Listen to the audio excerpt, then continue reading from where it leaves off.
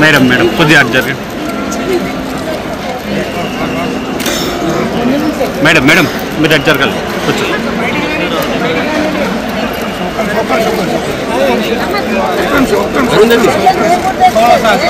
కొద్దిగా వేడైపోయాడు వేడైపోయాడు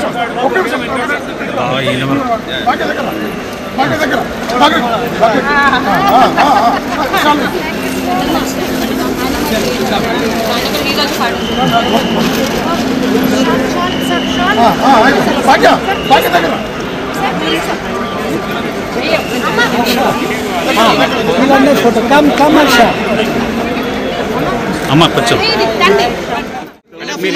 ప్రపంచ కప్ గెలవడం చాలా హ్యాపీగా ఫీల్ అవుతున్నాను.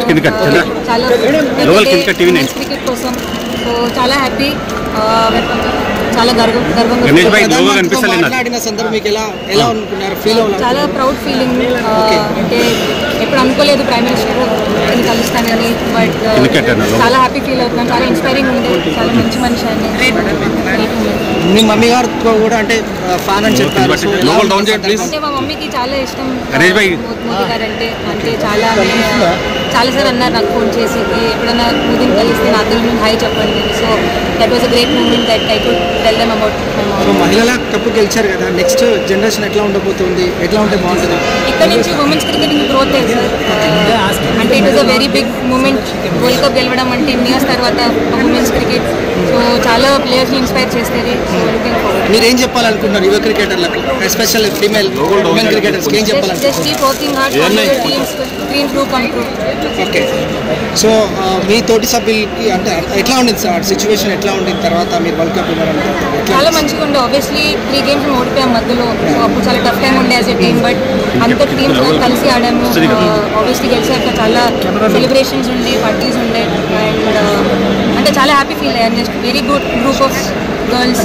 So winning was a great moment for us. అంటే గట్టి చెట్టు అంటే ఆస్ట్రేలియా ఛాంపియన్ తర్వాత సౌత్ ఆఫ్రికా. సో అట్లా కండిషన్స్ కానీ కోచ్ తర్వాత మీ యొక్క చాలా సపోర్ట్ చేశారు. అందరూ చాలా సపోర్టివ్ ఉండేది గ్రూప్లో. చాలా అంటే ఆ టీమ్ అంతా చాలా సపోర్ట్ చేసింది during tough times also. So చాలా పెరిగిందండి, 200 times పెరిగింది. Now the competition will be like to great extent అనమాట. Now the competition will be ఇప్పుడున్నది కంటే ఇంకా 10 రెట్లు పెరిగిపోతుంది. And this is an inspiration for upcoming. Right. So whatever the seniors have done, they have put the base. So this base has been fulfilled by this present team. Conditions ఎలా ఉండేటివి, తర్వాత coach తో ఎలా మాట్లాడడం కానీ communication మీతో ఎట్లా పంచుకున్నారు? ఆ సందర్భం ఎలా అనిపించింది? జర్నీ కదా, వరల్డ్ కప్ అంటే మామూలు విషయం. అవునండి. Like actually frankly speaking she doesn't like me talking about cricket more, because what she says is ఆడ గ్రౌండ్లో అదే, మళ్ళీ ఇంటికి వస్తే కూడా అదే, అమ్మా please let us have a different something chilling topic.